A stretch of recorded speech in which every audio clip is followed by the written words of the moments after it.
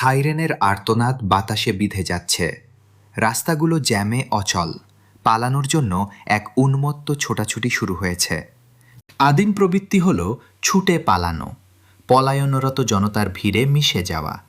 তবুও যখন ব্যাপক হারে লোক সরানোর কাজ চলে, তখন সবসময় ছুটে পালানোই বুদ্ধিমানের কাজ নয়, বরং আপনার আশ্রয়স্থল খুঁজে বের করাটাই আসল, যখন স্থির থাকাটাই আপনার একমাত্র উপায় হয়ে দাঁড়ায়। লক্ষ্য হল সেই সব নিরাপদ স্থান খুঁজে বের করা যা দুর্গে পরিণত হয় যখন তাদের দেয়ালের বাইরে বিশৃঙ্খলা রাজত্ব করে। প্রথমে আপনার দৃষ্টি নিচের দিকে ফেলুন। ভূগর্ভস্থ আশ্রয়স্থল এবং সুরক্ষিত বাংকার, তাদের শ্রেষ্ঠত্ব স্বতঃসিদ্ধ।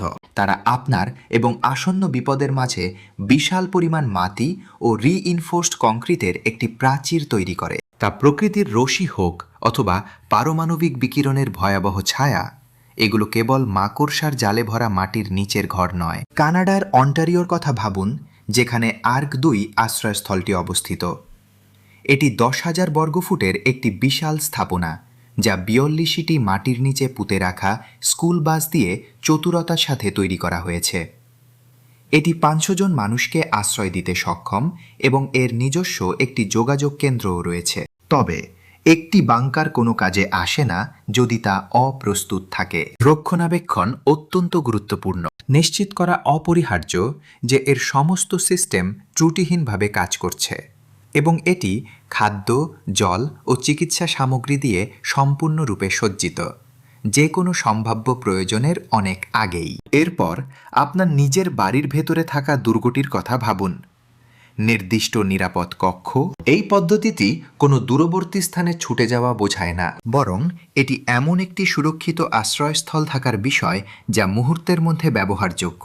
আধুনিক নিরাপদ কক্ষগুলোতে থাকে সুরক্ষিত দেয়াল, মজবুত সলিড কোর দরজা এবং এমনকি স্বাধীন বায়ু বিশুদ্ধকরণ ব্যবস্থাও থাকতে পারে। মূল বিষয়টি হল দূরদর্শিতা। যদিও একটি বিদ্যমান কক্ষকে মানিয়ে নেওয়া সম্ভব, একটি কাঠামোর প্রাথমিক স্থাপত্য পর্যায়ে একটি নিরাপদ কক্ষ অন্তর্ভুক্ত করা উল্লেখযোগ্যভাবে বেশি কার্যকর প্রমাণিত হয়। প্লাইউড ব্যবহার করে দেয়াল মজবুত করা যায়, ব্যালিস্টিক প্রতিরোধী প্যানেল যুক্ত করা যায় এবং সাধারণভাবে কাঠামোটিকে শক্তিশালী করা যায়। ওই দরজার চৌকাঠ একটি সাধারণ আলমারিকেও বদলে দেয়, বা এমনকি একটি অফিসকেও আপনার নিজস্ব সুরক্ষিত দুর্গে পরিণত করে। তৃতীয়ত, যদি আপনি কোনো শহরের উঁচু ভবনে থাকেন, তবে নির্দিষ্ট আশ্রয়স্থল খুঁজে বের করুন। 30 তলা থেকে রাস্তায় পৌঁছানোটা মোটেও বাস্তবসম্মত নয়। এই নির্দিষ্ট নিরাপদ অঞ্চলগুলি ঠিক এমন পরিস্থিতির জন্যই তৈরি করা হয়েছে।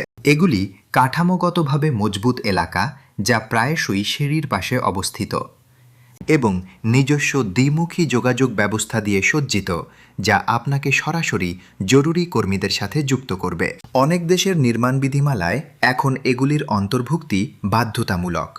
আপনার তলায় এগুলি কোথায় অবস্থিত তা জেনে রাখুন। নিয়মিত মহড়াগুলি কেবল একটি কর্পোরেট বিরক্তি নয়, এগুলি এমন স্বতঃস্ফূর্ত প্রতিক্রিয়া তৈরি করে যা আপনার মন বিভ্রান্ত থাকলেও আপনাকে সেখানে পৌঁছে দিতে পারে। চতুর্থত, ঐতিহাসিক দুর্গগুলির কথা ভাবুন। বিমান হামলা আশ্রয় কেন্দ্র।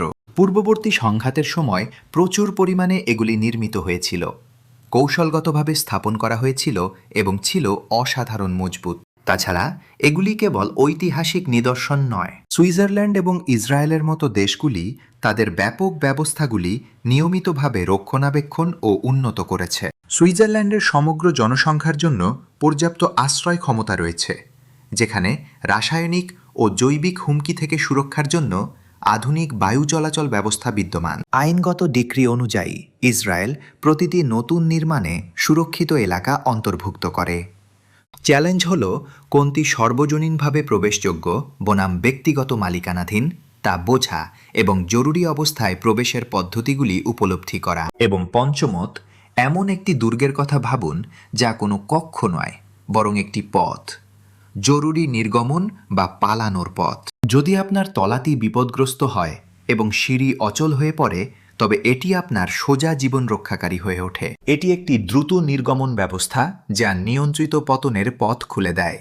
সাধারণ ফায়ার এস্কেপের চেয়েও অনেক বেশি অত্যাধুনিক কিছুর কল্পনা করুন। কেভলারের মতো মজবুত উপাদানে গড়া আধুনিক এস্কেপ স্লাইডগুলো তাদের ছোট আবাসন থেকে মুহূর্তেই উন্মোচিত হয়। তবুও সঠিক নির্দেশনা ছাড়া তাদের কার্যকারিতা বিলীন হয়ে যায়। নির্দেশনামূলক নিয়মকানুন কারণ ছাড়া তৈরি হয় না। সঠিকভাবে প্রবেশ, পরিচালনা এবং চুট থেকে বেরিয়ে আসার কৌশল আয়ত্ত করা অত্যাবশ্যক।